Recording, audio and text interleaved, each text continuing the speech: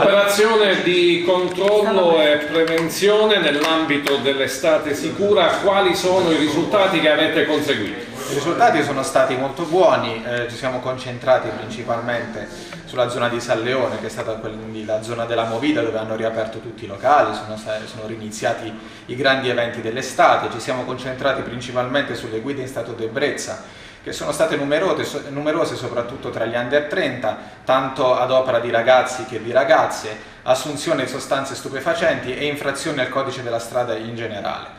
Quello che è l'obiettivo dell'Arma dei Carabinieri, sempre in un discorso di prevenzione, è far sì che i ragazzi possano tornare a casa sani e salvi, non solo la sera, non solo a fine di una serata, ma anche durante il giorno, soprattutto in questo periodo che stanno riaprendo le scuole. Visto che abbiamo avuto tristi eventi di cronaca l'anno scorso, ci concentreremo affinché i ragazzi possano tornare dai loro genitori a termine di una lezione, a termine di un percorso scolastico, sani e salvi. È l'obiettivo che si persegue l'Arma dei Carabinieri e che noi ad Agrigento abbiamo cercato quest'estate di portare avanti, tanto con un discorso di prevenzione quanto a volte con un discorso di necessaria repressione. Però l'obiettivo è correggere determinate condotte, far capire che ci sono delle dinamiche sbagliate e puntare l'attenzione su un discorso di collaborazione con tutti affinché vengano rispettate le norme di legge che servono a salvaguardare principalmente il bene più importante, che è quello della vita. Qualche numero in merito ai controlli che avete effettuato?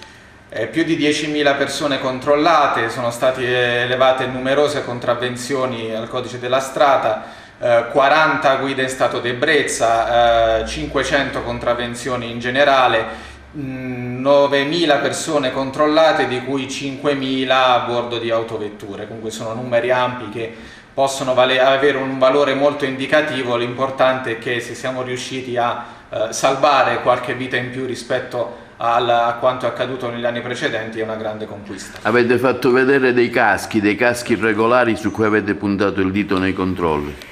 Sì, perché ci sono stati in passato degli incidenti con ragazzi che indossavano caschi non omologati.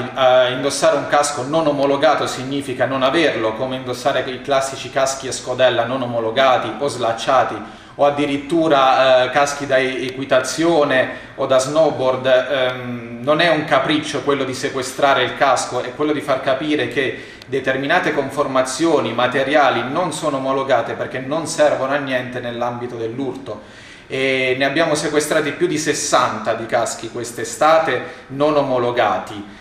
Ci sono delle specifiche discipline che regolano l'omologazione dei caschi, che io invito ad acquistare degli strumenti che sono a norma di legge e secondo le normative dell'Unione Europea.